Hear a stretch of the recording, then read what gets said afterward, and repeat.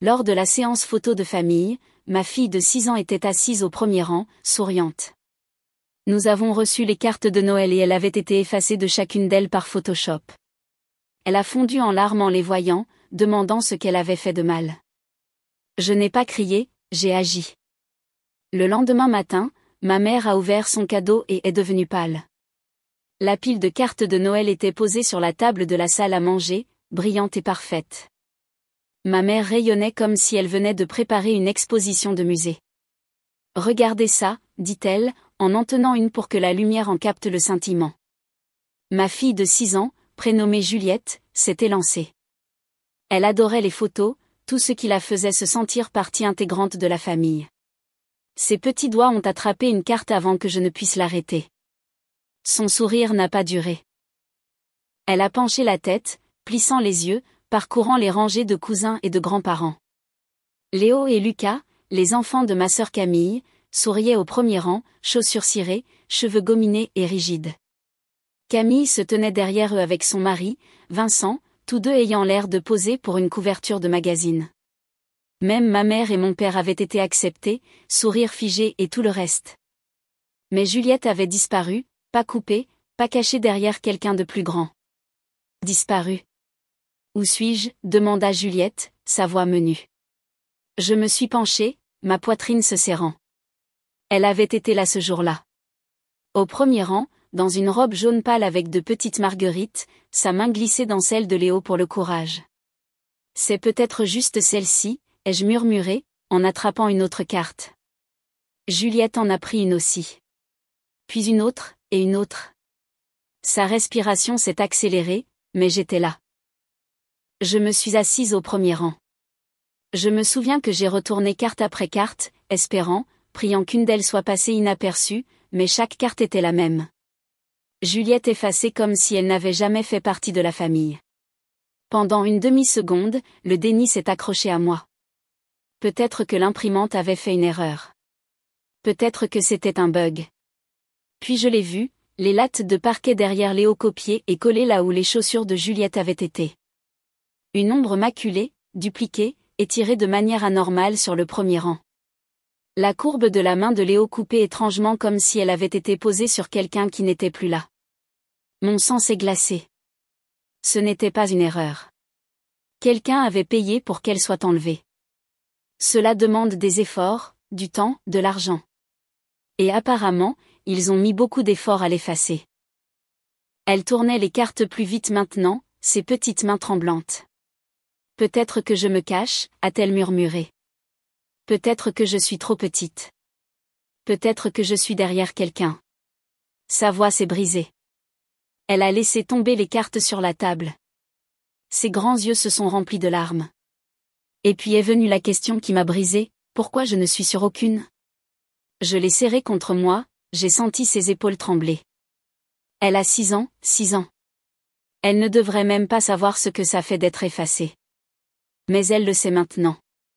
Je voulais crier, déchirer ces mensonges parfaits et brillants en deux, les jeter à la figure de Camille.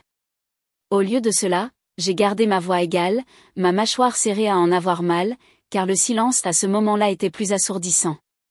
De l'autre côté de la pièce, ma mère ajustait une carte sur la cheminée comme si de rien n'était. Les couleurs sont si nettes cette année, dit-elle d'un air suffisant. Mon téléphone a vibré. Un message dans le groupe de discussion familiale. Camille a enfin l'air uniforme. Uniforme comme si ma fille était une tache qu'ils avaient frottée. Juliette s'est essuyé le visage avec sa manche, scrutant toujours la pièce. Sa petite voix tremblait. Mais j'étais là. Pourquoi je ne suis pas là maintenant ? Personne n'a répondu. Mon père a raclé sa gorge, a murmuré, nous voulions juste que ce soit rangé. Ma mère a soupiré comme si elle expliquait quelque chose d'évident.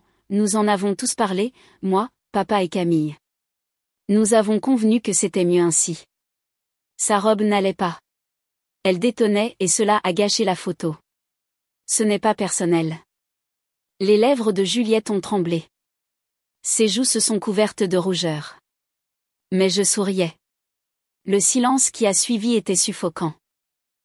Je l'ai serré plus fort, ma fureur une chose froide et tranchante sous ma peau. Je n'ai pas crié. Je ne leur ai pas donné le spectacle qu'ils attendaient. Mais à l'intérieur, j'ai fait une promesse. Ce serait la dernière fois qu'ils effaceraient ma fille. Les cartes brillaient sous la lumière, chacune une parfaite imposture. Et je savais exactement ce que j'allais faire ensuite. Le lendemain matin, ma mère a ouvert son cadeau et est devenue pâle. Camille a toujours été l'investissement. J'ai toujours été la main-d'œuvre. Cela a commencé petit. Elle a eu des leçons de piano. J'ai eu une serpillière. Elle avait un entraînement de football 3 soirs par semaine. Je frottais le sol de la cuisine. Au moment où nous sommes arrivés au lycée, le schéma n'était même plus caché. Quand les genoux de grand-mère ont commencé à lui causer des problèmes, c'était moi qu'ils appelaient. Marion, aide-la à monter. Marion, assure-toi qu'elle mange. L'excuse de Camille, son emploi du temps est trop chargé. Bien sûr, il l'était. L'emploi du temps de Camille était sacré. Le mien était juste disponible. J'ai demandé une fois si je pouvais rejoindre un club de théâtre à l'école. Mon père n'a même pas levé les yeux de son journal. Camille a déjà 3 activités. Tu veux nous ruiner? Ma mère a souri d'un air narquois. Tu as appris beaucoup de leçons en nettoyant la maison. Oui. Rien ne crie une enfance équilibrée comme la perfection de l'art de frotter la moisissure. C'était l'enfance. Camille m'a poli pour me rendre invisible. Quand Camille a épousé Vincent, l'investissement a enfin porté ses fruits. Mes parents rayonnaient comme s'ils avaient élevé la royauté. Ils ont offert à Camille et Vincent un acompte conséquent pour leur première maison. Puis ils ont couvert les nouveaux meubles. Puis, quand Camille a voulu de nouveaux comptoirs, ils ont aussi participé aux rénovations. J'ai regardé tout cela se dérouler de côté, silencieuse, amère, un peu amusée. Honnêtement, ils agissaient comme si Camille avait gagné une médaille olympique juste pour avoir dit oui. Alors, quand je suis tombée amoureuse dans la vingtaine, j'ai pensé que peut-être, juste peut-être, ils me traiteraient comme plus qu'une femme de ménage avec un pouls. Spoiler, ils ne l'ont pas fait. Son nom n'a pas d'importance. Appelons-le simplement l'acte de disparition. Nous sommes sortis ensemble pendant quelques années. Nous n'étions pas mariés, mais nous parlions d'emménager ensemble. Je me souviens être assise à la table de la cuisine, demandant avec précaution, prudemment, à mes parents de l'aide. Pas un acompte. Pas une maison. Juste un peu pour le loyer. Camille a eu une maison.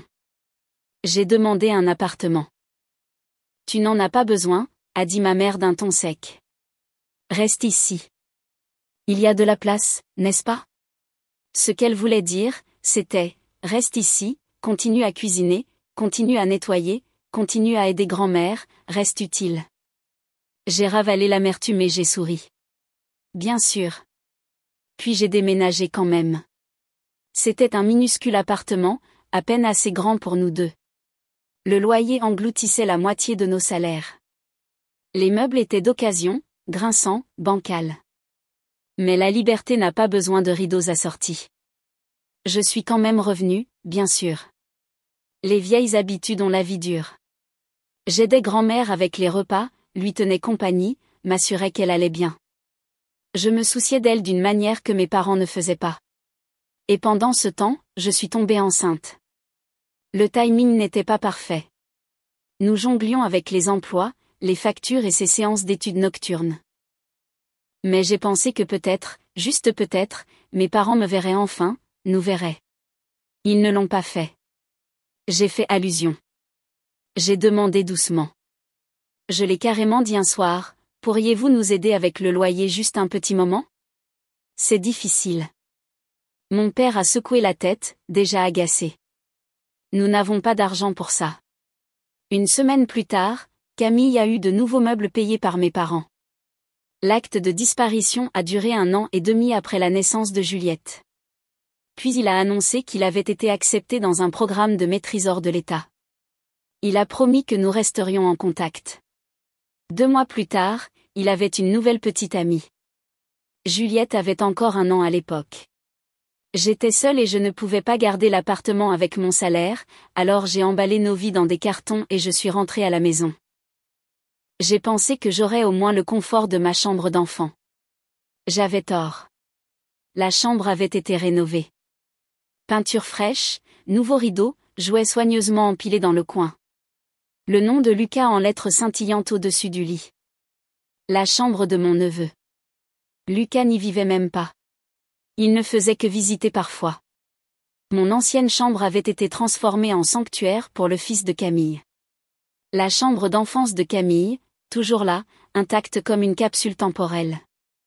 Et moi? Juliette et moi avons été entassés dans le grenier.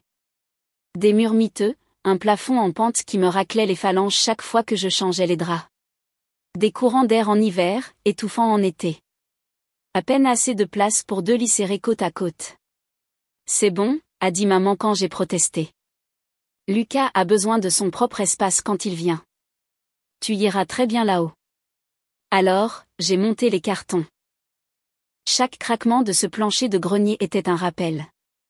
Je n'appartenais pas à cet endroit. Juliette était trop jeune pour le remarquer au début, mais les enfants grandissent vite. À 6 ans, elle remarquait tout. Léo et Lucas avaient leur propre chambre, 2 chacune, en fait, une à la maison et une ici. Juliette n'en avait aucune. Elle m'a demandé une fois doucement, « Pourquoi est-ce que je partage avec toi? Pourquoi n'ai-je pas la mienne ?» J'ai lissé ses cheveux et je lui ai dit que c'était temporaire. J'ai menti parce que la vérité était que je ne pouvais pas économiser assez vite pour nous sortir de là. Presque chaque chèque de paie allait directement au ménage. Nourriture, factures, contributions que j'étais censée faire. J'ai essayé d'économiser, mais ce n'était jamais suffisant. Et chaque fois que Juliette me demandait pourquoi elle n'avait pas ce que ses cousins avaient, ça me faisait plus mal. C'est drôle. Les gens pensent que la cruauté doit être bruyante, des cris, des hurlements, des choses qui se cassent. Mais parfois, la cruauté est silencieuse. C'est une décision tranquille de financer la maison d'un enfant et de refuser à l'autre de l'argent pour le loyer. C'est un nom scintillant au-dessus d'une porte où le berceau de ta fille devrait être. C'est le mot « bien » qu'on te lance quand on te pousse dans un grenier. Ce silence, il est plus fort que les cris. Et je pouvais sentir qu'il s'accumulait parce que ce qui avait commencé avec moi était maintenant dirigé vers Juliette. Et je n'allais pas les laisser l'effacer comme il m'avait effacé. Je ne savais pas encore comment, mais je savais que quelque chose devait se briser. Je n'ai pas pu dormir cette nuit-là. Juliette s'est finalement endormie à côté de moi dans notre chambre mansardée, serrant son lapin en peluche comme si c'était le seul ancrage qui lui restait. Je suis restée éveillée, fixant le plafond, où des taches d'eau formaient des formes dans l'obscurité. Chaque craquement des vieilles poutres me donnait l'impression que la maison elle-même me rappelait où je me tenais, en dessous de tout le monde. J'ai sorti mon téléphone et j'ai ouvert une discussion avec une amie qui travaillait dans un bar en centre-ville. Elle m'avait déjà dit qu'il manquait toujours de personnel, et je savais que si je prenais le poste, cela pourrait être mon ticket de sortie. Pas de sommeil, pas de repos, mais la liberté ne vient jamais à bon marché. Mes pouces ont bougé avant que je ne puisse les arrêter. Vous avez toujours besoin de personnel de nuit? Je prendrai les quarts. Envoyé. C'était imprudent. Je travaillais déjà le jour pendant que Juliette était à l'école, et les nuits étaient censées être pour le repos. Mais je ne pouvais pas me reposer dans ce grenier. Pas après avoir vu ma fille pleurer à cause de ces maudites cartes de Noël. Si je devais m'épuiser pour la protéger, qu'il en soit ainsi. J'en avais marre d'attendre des miettes de gens qui n'avaient jamais prévu de me nourrir. Je me suis glissée dans le couloir jusqu'à la chambre de grand-mère. Sa lampe était toujours allumée, une douce lueur se répandant sous la porte. J'ai frappé légèrement et je suis entrée. Elle était appuyée contre ses oreillers, des lunettes posées sur le nez, feuilletant un mot croisé, toujours aussi vive. « Tu n'as pas pu dormir ?» demanda-t-elle sans lever les yeux. J'ai ri doucement. « Tu me connais trop bien. » Je me suis assise sur le bord de son lit, j'ai sorti l'une des cartes brillantes de ma poche et je la lui ai tendue. Elle l'a étudiée un instant, les sourcils froncés. Puis elle a vu. Ou plutôt, elle a vu l'absence. Sa bouche s'est pressée en une ligne fine. Juliette était là. Oui, ai-je dit d'un ton sec. Au premier rang, robe jaune, mais apparemment le jaune ne correspond pas à l'uniforme qu'il voulait. Elle a posé la carte sur la couverture avec un soupir. Je lui ai alors raconté mon plan, les quarts de nuit, le travail de barmaid, les heures qui me rongeraient ce qu'il me restait. Je ne peux pas la garder ici, ai-je dit. Ma voix s'est brisée sur le dernier mot. Pas quand il la traite comme ça. Je travaillerai la nuit. J'économiserai. Nous déménagerons. Grand-mère m'a regardé longtemps, ses yeux vifs à la lumière de la lampe. Finalement, elle a dit, tu n'auras pas besoin de faire ça. J'ai froncé les sourcils. Que voulez-vous dire? Elle a secoué la tête, se retournant vers son mot croisé. Laisse-moi faire. Cryptique comme l'une de ces énigmes. Je n'ai pas insisté. Je l'ai embrassée sur la joue et je suis retournée à l'étage, pensant toujours au travail de bar. Le matin est arrivé trop tôt. Je me suis traînée en bas, m'attendant à moitié à une autre dispute, à une autre leçon. Au lieu de cela, j'ai remarqué quelque chose d'étrange sur la table du salon. Une boîte, petite, soigneusement emballée, posée au milieu des décorations restantes comme si elle y appartenait. Je ne l'avais pas vue là la nuit précédente. Maman l'a repérée avant que je ne puisse parler. Oh, comme c'est gentil. Un cadeau de grand-mère. Elle a souri d'un air narquois, déchirant le ruban comme si elle déballait un prix. Je suis restée figée, Juliette jetant un coup d'œil derrière ma jambe.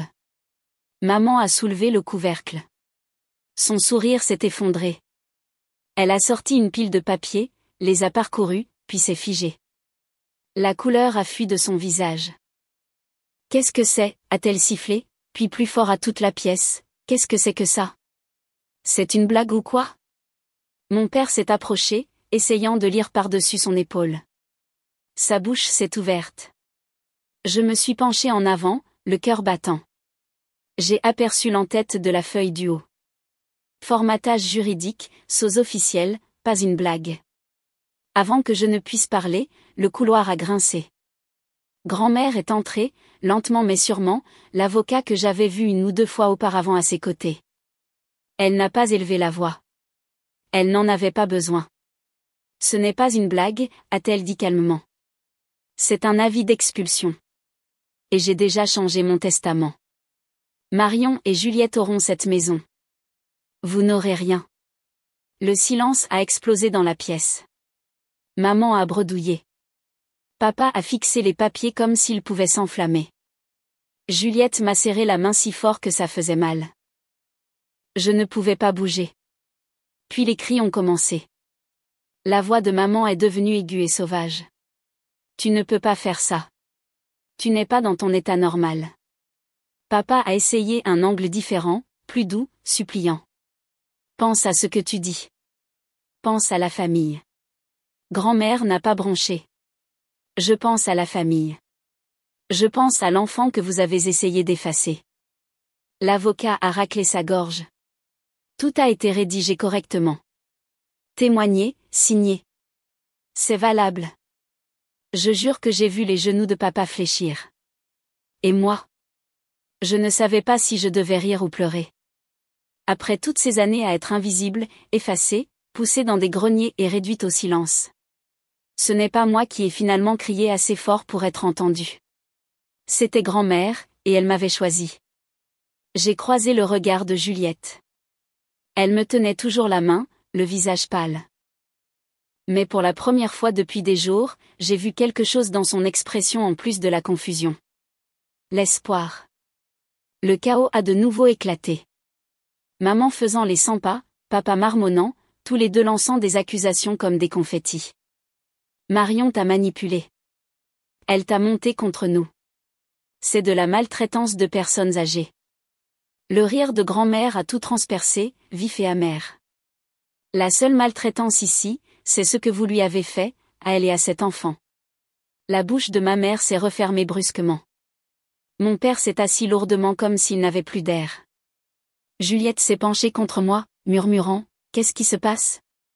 Je lui ai embrassé les cheveux. « Quelque chose de bien », ai-je murmuré. « Quelque chose de bien, enfin. » Je ne savais pas ce qui allait suivre. Allait-il se battre en justice? Répandre d'autres mensonges? Essayer de regagner le contrôle? Probablement. Mais à ce moment-là, le vent avait tourné. La maison est devenue silencieuse après la bombe de grand-mère. Trop silencieuse. Pas de dispute, pas de claquement de porte, juste le silence lourd et suffocant de gens qui complotent. Mes parents me regardaient à peine. Papa s'affairait dans le jardin à tailler des arbustes qui n'avaient pas besoin d'être taillés. Maman faisait plus de bruit que d'habitude avec la vaisselle, le bruit étant vif et délibéré. Sa façon de crier sans mots. Juliette l'a remarqué. C'est fini maintenant, m'a-t-elle demandé un soir dans notre chambre mansardée, sa voix menue dans l'obscurité. J'avais envie de dire oui.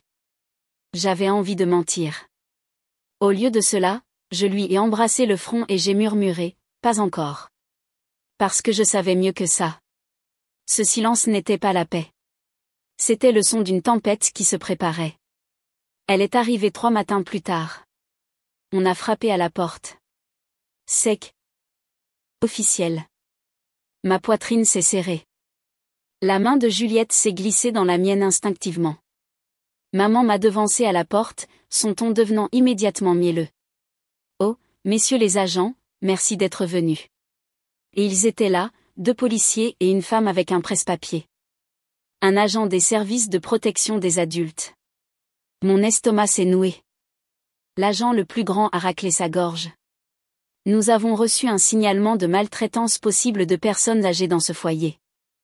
Nous devrons parler à tout le monde séparément. Maltraitance de personnes âgées.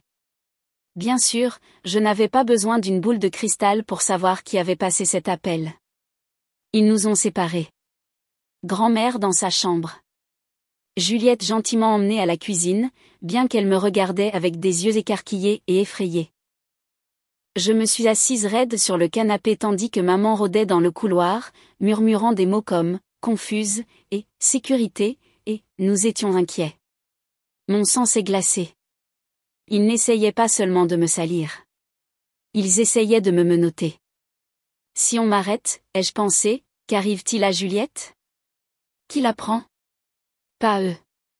S'il vous plaît, pas eux. J'ai avalé difficilement et j'ai essayé de garder ma voix égale lorsque les questions ont commencé. Préparez-vous les repas pour votre grand-mère? Oui, ai-je dit avec précaution. Je l'ai toujours fait. Étiez-vous seul avec elle avant qu'elle ne signe ses documents? Oui, mais pas pendant. Qui était l'homme dans sa chambre ce matin-là? Son avocat. Celui qu'elle a appelé. Les questions n'étaient pas injustes. Mais la façon dont le stylo de l'agent crissait sur leur calepin, la façon dont ils échangeaient des regards, on aurait dit que la culpabilité était déjà inscrite sur mon front. Du fond du couloir, j'ai entendu des fragments de la voix de grand-mère à travers sa porte, claire, ferme. Lorsque les agents sont revenus, leurs expressions avaient changé, la suspicion avait disparu, remplacée par quelque chose de plus dur. Ils ne me regardaient plus. Ils regardaient mes parents. Et puis grand-mère a insisté pour sortir elle-même. Elle s'appuyait sur sa canne, mais sa voix était de fer. Personne ne m'a forcé. J'ai appelé mon avocat ici moi-même. Je savais exactement ce que je faisais, et j'ai changé mon testament parce que c'est mon droit de le faire. Silence. Puis elle a posé son regard sur mes parents. La seule maltraitance dans cette maison est la façon dont vous traitez Marion et cet enfant. Si les mots pouvaient gifler, celui-ci a porté un coup dur.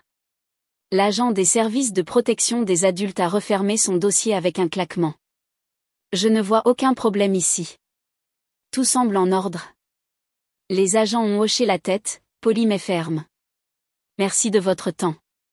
Nous sommes satisfaits qu'il n'y ait rien d'autre à poursuivre. Le soulagement m'a frappé si fort que j'ai failli m'effondrer. J'ai serré Juliette dans mes bras dès qu'elle a été de nouveau à mes côtés. Elle a enfoui son visage dans mon épaule, tremblante. Mais le soulagement n'a pas duré longtemps. Parce que grand-mère n'avait pas fini. Elle s'est tournée vers mes parents, sa voix plus acérée que je ne l'avais jamais entendue. Appelez la police pour votre propre fille. Mentir sur moi. Faire subir ça à mon arrière-petite-fille. Elle a secoué la tête, la fureur irradiant d'elle. Vous n'avez pas votre place sous mon toit. Maman a halté, s'accrochant au dossier d'une chaise comme si elle allait s'évanouir. Papa a ouvert la bouche, mais aucun mot n'est sorti. Vous déménagerez, a dit grand-mère d'un ton sec. Je me fiche de savoir comment, mais vous le ferez. Ce n'était pas une suggestion. Je n'avais jamais vu mes parents sans voix auparavant. Plus tard, lorsque les agents sont partis et que la porte d'entrée s'est refermée, le silence est revenu. Mais ce n'était pas le même silence qu'avant. Celui-ci était anguleux, dangereux. Mes parents étaient assis, raides à table, le visage pâle, les yeux passant de moi à grand-mère comme s'ils ne pouvaient pas décider qui haïr le plus. Juliette s'est blottie contre moi, murmurant « On est bien maintenant ?» Je lui ai embrassé les cheveux. « Oui, ai-je dit. » Ma voix était ferme. Pour la première fois, je le croyais. Bien sûr, je ne savais pas exactement ce qui allait se passer ensuite. Allait-il se battre? Contester le testament? Répandre d'autres mensonges? Probablement. Mais le vent avait tourné. Leur tentative de m'effacer avait échoué. Leur tentative d'effacer Juliette avait eu l'effet inverse. Et maintenant, c'était eux qui étaient effacés. Une semaine plus tard, le silence a été rompu. Pas par des cris, pas par des portes qui claquent, mais par des menaces. Mes parents m'ont encerclé dans la cuisine comme des vautours, crachant des promesses. Tu vas le regretter. Nous ferons en sorte qu'il t'enlève Juliette. Tu penses être en sécurité? Tu ne le es pas, je n'ai pas bronché. Mais Juliette a entendu. Elle était assise sur les escaliers, serrant son lapin en peluche, les yeux écarquillés. C'était la goutte d'eau. Grand-mère a appelé son avocat le lendemain matin. À midi, 2 policiers se tenaient dans l'embrasure de la porte pendant que mes parents fourraient des vêtements dans des valises. Ce n'était pas dramatique. Pas de cris, pas de tiraillements, juste le bruit des fermetures éclairs et le claquement d'un dossier lorsque l'officier leur a remis une ordonnance d'interdiction de contact. Vous devrez trouver un autre endroit, a dit grand-mère froidement. Et vous laisserez Marion et Juliette tranquilles. Ils sont partis sous surveillance policière. Cette nuit-là, Juliette a dormi sans se réveiller une seule fois. Sa première nuit de sommeil complète depuis des semaines. 6 mois plus tard. Les nouvelles voyagent dans les familles, surtout la nôtre. Une cousine m'a appelé, à moitié chuchotant comme si elle transmettait des secrets d'État. Ils ont demandé de l'aide à Camille. J'ai failli laisser tomber le téléphone. Bien sûr qu'ils l'ont fait. Camille, l'enfant prodige, celle dans laquelle ils avaient versé chaque centime. Et j'ai demandé, et elle a dit que ce n'était pas le bon moment. L'argent est serré. L'argent est serré. Après tout ce qu'il lui avait donné, à compte pour la maison, rénovation, meubles. Maintenant, alors qu'il n'avait plus rien, elle ne pouvait soudainement plus épargner un sou. Je n'aurais pas dû rire, mais je l'ai fait. À la fin du mois, les murmures sont devenus plus forts. Mes parents ont été vus dans un foyer d'accueil.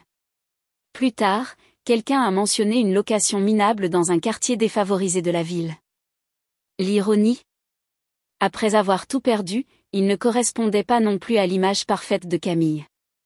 Pendant ce temps, Juliette et moi vivons en bas avec grand-mère.